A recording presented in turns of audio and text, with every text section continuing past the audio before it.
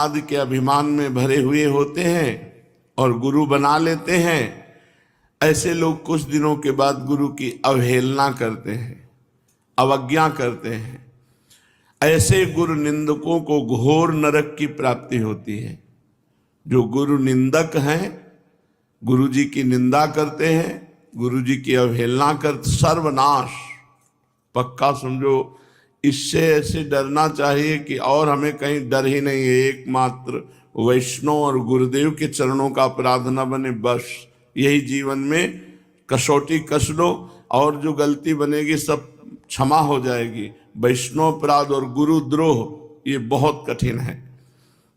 हे देवी, जो गुरु निंदक होता है उसकी कांति नष्ट हो जाती है। जो गुरु निंदक होता है वो अल्पायु में मृत्यु को प्राप्त होता है, अकाल मृत्यु के द्वारा। जो गुरु निंदक होता है वो 7 कोटि कल्प पर्यंत नरक में वास करता है। हे महादेवी, जो व्यक्ति गुरु निंदा करता है तो जब तक सूर्य चंद्र विद्यमान रहते हैं तब तक उसे नरक में ही अवस्थान मिलता है।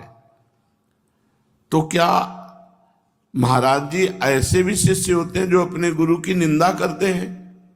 हाँ, क्यों नहीं। सृष्टि है, अपनी कामना की पूर्ति ना हुई तो मनोरथों में असफल होने पर गुरु की निंदा करने लगते हैं, या गुरु में दोष दर्शन करके गुरु की निंदा करने लगते हैं, या गुरु को अपनी इच्छा अनुसार ना चलते देखकर गुरु की निंदा करने लगते हैं। कोई शिष्य गुरु की कृपा से थोड़ी शक्ति प्राप्त कर ली, थोड़ा भजन बन गया तो अपने को बड़ा भजनानंदी मानकर गुरु की अवज्ञा करने लगते हैं और गुरु पर आक्षेप करने लगते हैं। वचनों का वो आक्षेप करने लगता है, अवज्ञा करने लगता है, गुरु में दोष दर्शन करके उनके दोषों का वर्णन करने लगता है। अतएव केवल गुरुदेव ही नहीं, गुरुदेव जिसे मित्र मान लिए, गुरुदेव जिसे अपना मान लिए, गुरुदेव की जो दासत्व में है उनकी भी निंदा गुरु निंदा के समान ही मानी जाती है। गुरु मित्र सुहृद दासी दासाद्यान नाव मानयेत न निंदस्य समयान वेद शास्त्र गमादिकान। गुरुदेव जिसे अपना मित्र मानते हैं उसे गुरुदेव के समान ही आदर दिया जाता है। गुरुदेव का जो सुहृद है या गुरुदेव की जो दासी दास हैं उनको गुरुदेव के समान ही आदर करना चाहिए। जब गुरु दर्शन के लिए जाते हैं तो जो छोटे गुरु भाई गुरु जी की सेवा में रहते हैं वो जब आरती पूजा ऐसे तो उनके चरणों को एकाग्रता पूर्वक देखकर बार बार नमन करते हैं। गुरु जी के समान उनका दंडवत प्रणाम, उनको नमस्कार करते हैं। ये नहीं कि छोटे गुरु भाई, नहीं, हमसे ज़्यादा सौभाग्य इनको इस समय वर्तमान में प्राप्त है क्योंकि हमारे गुरुदेव की श्रीअंग सेवा में प्रकट है। तो जैसे गुरुदेव की दास्ता ऐसे उन गुरु भाइयों की भी हृदय से दास्ता हम स्वीकार करते हैं जो हमारे गुरुदेव जी की प्रसन्नता में, उनकी आज्ञा में, उनकी सेवा में रत हैं। गुरु पिता गुरुर्माता गुरुर्देवो गुरुर्गति शिवे रुष्टे गुरुस्त्राता गुरौ रुष्टे न कश्चन। हे देवी, असली माता पिता तो गुरुदेव ही हैं। समस्त देवताओं में सर्वश्रेष्ठ गुरुदेव हैं। शिष्य की एकमात्र सद्गति का कारण गुरुदेव है। भगवान रुष्ट हो जाए तो गुरु रक्षा कर लेते हैं, लेकिन गुरु रुष्ट हो जाए तो भगवान रक्षा नहीं कर सकते। गुरोर्हितम प्रकर्तव्यम वांग मनो कार्य कर्म भी अहिता चरणात् देवी विष्टायाम जायते क्रमि। वाणी, मन और शरीर एवं कर्म के द्वारा गुरु का हित करना चाहिए। हे देवी, यदि कोई गुरु के प्रति रोष दृष्टि रखता है, गुस्सा की दृष्टि रखता है, अहित आचरण करता है, गुरु की यश को कलंकित करता है, गुरु की महिमा को निंदा आदि के द्वारा, तो वो विष्ठा का कीड़ा बन करके जन्म लेता है। अहिता चरणात् देवी विष्टायाम जायते क्रमि। क्रमि माने कीड़ा, वो मल का कीड़ा, विष्ठा का कीड़ा बनता है जो अपने गुरु की अवज्ञा करता है, गुरु की महिमा को कलंकित करता है। अविद्यो वा सविद्यो वा गुरुरेव च दैवतम अमार्गस्थोपि मार्गस्था गुरुरेव सदागति। यदि गुरु पढ़े लिखे ना हो, अविद्वान हो, तो भी उन्हें भगवान की मूर्ति मानकर पूजा करे, और गुरु विद्वान हो तो क्या कहना है। पूज्य श्री उड़िया बाबा जी महाराज ने एक उदाहरण में बताया कि एक भगत भाव में ऊंचाई पर चढ़ने के लिए उसने गुरु वरण की इच्छा की, और उड़ीसा प्रांत में देवी की उपासना है, बंगाल उड़ीसा यहाँ देवी की उपासना है, भद्रकाली की। तो उन्होंने वरण किया एक गुरुदेव को, तो शराब के नशे में अशुद्ध मंत्र उच्चारण करके दे दिया। वो अशुद्ध मंत्र 1 वर्ष बड़ी नियमावली से गुरुचरण पूजा करके करता रहा। देवी जी प्रकट हुई, भद्रकाली जी, और कहा तुम्हारा गुरु पाखंडी है, वो मदिरा पीता है, ऐसा ऐसा कर। तो उन्होंने कहा माता जी हम आपको इष्ट मानते हैं, पर आप हमारे गुरु की निंदा करेंगी तो हम बिल्कुल नहीं सुन पाएंगे, आप बिल्कुल चली जाइए, हमें आपकी बिल्कुल आवश्यकता नहीं। तो उनका बेटा हम तुम्हारी गुरु भक्ति पर प्रसन्न है, पर तुम्हारा गुरु शराबी है, उसने अशुद्ध मंत्र दिया है। तो उनका अगर अशुद्ध मंत्र होता तो 1 वर्ष के जाप में आप कैसे प्रकट हो जाती। बहुत प्रसन्न हुई कि स्वयं इष्ट गुरु की अवहेलना कर रहा है तो उसे बर्दाश्त नहीं है, और अपने गुरु द्वारा अशुद्ध मंत्र को भी वो महान मान रहा है। तो माता जी बड़ी प्रसन्न हुई और कहा बेटा आज के बाद में सिद्ध होंगी तो इसी अशुद्ध मंत्र से सिद्ध होंगी।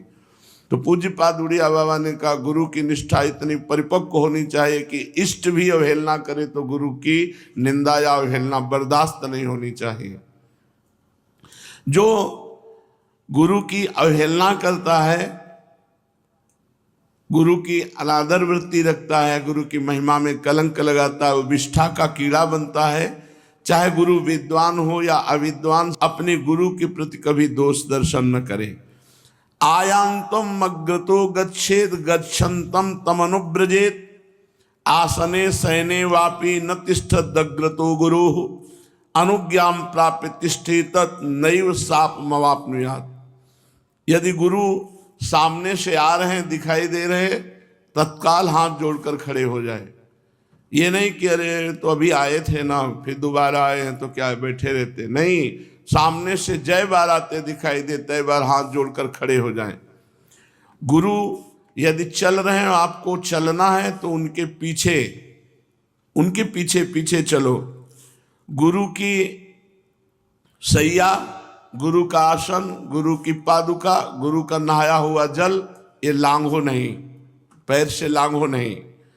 गुरु यदि अनुमति न दे तब तक हाथ जोड़े खड़े रहो, जो अनुमति दे दे बैठ जाओ तो बैठ जाना चाहिए, पर गुरु के सामने कभी आसन पे नहीं बैठना चाहिए कि गुरु विराजमान है और आसन बिछा करके और हम उस पर बैठे हैं। अगर गुरु के सामने इस तरह का व्यवहार न करे तो अपने आप दैवी शाप उस पर लागू हो जाता है, उसकी बुद्धि भ्रष्ट हो जाएगी, वो परमार्थ पर आगे नहीं चल पाएगा। गुरुणा दर्शिते मार्गो मनः शुद्धिश्चकारेत गुरुणा सद्वापि यदुक्तम तन्न लंघयेत गुरोरग्रे न वक्तव्य मसत्यवच्च कदाचन। गुरुदेव जिस मार्ग में तुम्हें लगाया है वही मार्ग तुम्हें सिद्ध होगा, और चाहे खोपड़ी के बल तपस्या कर लो और मार्ग सिद्ध हो ही नहीं सकता। यदि गुरु मार्ग की अवहेलना करके और मार्ग का अनुसरण करे तो कभी कुछ हाथ नहीं लगेगा। भले सत हो या असत हो, जो गुरुदेव भगवान ने कह दिया हमारे लिए ब्रह्म वाक्य है। गुरु के सन्मुख कभी भी असत्य भाषण न करे, किसी दंड आदि के भय से भी। अपराध बन गया, झूठी हम बातें गढ़ गढ़ के अपने को सत्य साबित कर लें, ऐसा नहीं। गुरुदेव पूछ रहे आपने ऐसा किया जी, अपराध बना जी, अब दंड दो, चाहे आप क्षमा कर दो, आपकी बात है, लेकिन हमने जो गलती की वो की। एक जगह विश्व में है जहां सत्य भाषण बिल्कुल नहीं करना चाहिए, वो गुरुदेव। गुरुदेव पूछे जैसी घटना, जैसी हृदय की स्थिति, जैसी जो बात हुई वैसी बता देनी चाहिए। गुरोरग्रे न वक्तव्यो असत्यंच कदाचन, कभी भी किसी भी प्रकार से गुरु के सामने असत्य भाषण नहीं करना चाहिए। श्री सद्गुरुदेव भगवान समस्त शास्त्रों के समूह के साक्षात वांग्मय स्वरूप है। जितने शास्त्र हैं सब अक्षर शब्द स्वरूप ब्रह्म स्वरूप हैं, पर गुरुदेव के वचन सब शास्त्रों के शास्त्र हैं। गुरुदेव जो सीधी सादी भाषा में भी बोल दे वो हमारे लिए ब्रह्म सूत्र है, उसे तत्काल स्वीकार करना चाहिए, स्वीकार करना चाहिए। जब काल के समय गुरुदेव का ध्यान और गुरुदेव का नाम, इसके अलावा कभी भी बातचीत में या संबोधन में गुरुदेव का नाम नहीं लेना चाहिए। गुरुम नामनान भाषेत जब कालाद्रते प्रिय श्रीनाथ देव स्वामीति विवादे साधने वदेत। सावधान होकर के जब गुरु से बात करे तो हाँ नाथ, हाँ स्वामी, हाँ प्रभु, बस यही शब्दों का प्रयोग करें। जी प्रभु ऐसी बात थी, ऐसा ऐसा था। कभी गुरुदेव का संबोधन स्वामी, नाथ और प्रभु के सिवा न करें। इन्हीं शब्दों का प्रयोग करें। श्रीनाथ, हे देव, स्वामीति विवादे साधने वदे। स्वामीति प्रभु, हे प्रभु ऐसी ऐसी बात थी, ऐसा करना था। हाँ प्रभु ऐसा करना है। हाँ नाथ, हाँ देव, हाँ स्वामी, इन्हीं शब्दों का प्रयोग करें। गुरु शय्यासनयानम पादुकोपानः पीठकम स्नानोदकम तथा छायाम लंघयेन्न कदाचन। गुरुदेव की शैया, गुरुदेव का आसन, गुरुदेव की पादुका, गुरुदेव का उपानह जूता, गुरुदेव का स्नान जल और गुरुदेव की छाया, इनका कभी उल्लंघन नहीं करा। अगर गुरु की छाया पड़ रही है तो परिक्रमा करके जाओ, ऐसे नहीं कि छाया को पैर से लांघ जाओ। गुरु की पादुका, गुरु की शैया, गुरु का जूता, गुरु का स्नान का जल और गुरु की छाया। गुरोरग्रे पृथक पूजा मौधत्यम च विवर्जयेत्। दीक्षाम व्याख्या प्रभुत्वादि गुरोरग्रे परिव्रजेत। जब तक गुरुदेव विराजमान है और वो आज्ञा न करे तो कभी किसी को दीक्षा न दे। गुरुदेव के सामने कभी अपने आप को ज्ञानी ठहरा कर उपदेश न देने लगे। गुरुदेव अगर आज्ञा न करे तो शास्त्र की व्याख्या गुरुदेव के सामने न करे, मौन होकर चुप अज्ञानी बनकर बैठा रहे। जब तक गुरुदेव की आज्ञा ना हो तब तक चुप बैठा रहे। अपने कभी विद्या, जाति एवं धनादि के घमंड में आकर गुरुदेव के आगे आगे बातचीत करना शुरू ना करे। शिष्य तो गुरु की सानिध्य में सर्वदा सेवा करके ही सब सिद्धियां प्राप्त कर लेता है। सदा च पादुका मंत्रम जिह्वाग्रे यस्य वर्तते। अनायासेन धर्मार्थ काम मोक्षम लभेन नरः। श्री गुरु चरणाम्भोजम ध्यायेद्यश्च दैवतम। भुक्तये मुक्तये वीर नान्यो भक्तवतो अधिक। जिसकी जिह्वा के अग्रभाग पर श्री गुरुदेव, जय गुरुदेव ऐसा विराजमान है और ध्यान में गुरु की चरण पादुका है और मन में मंत्र विद्यमान है, वो अनायास ही माया पर विजय प्राप्त कर लेता है।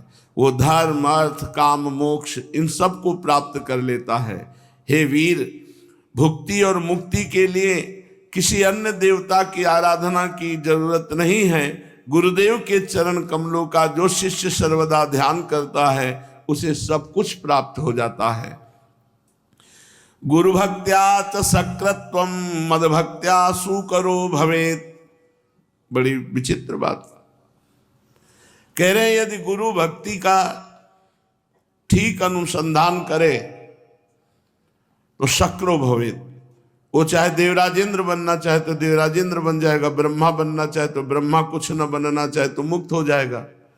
लेकिन गुरु की अवज्ञा करके वो मेरी आराधना करे तो कह रहे सुकरो भवेत्, तो उसे सुकर की योनि प्राप्त होगी। मद भक्त्या सुकरो भवेत्। गुरु भक्तिम परम नास्ति सर्वशास्त्रे तो तत्वतः, समस्त शास्त्रों का तत्व है गुरु भक्ति। प्रश्नकर्ता ने कहा कि प्रभु मेरी ये बात समझ में नहीं आई कि भगवान कहते मेरी भक्ति करने से सुकरो भवेत, मद भक्त्या सुकरो भवेत, ऐसा क्यों भगवान ने कहा।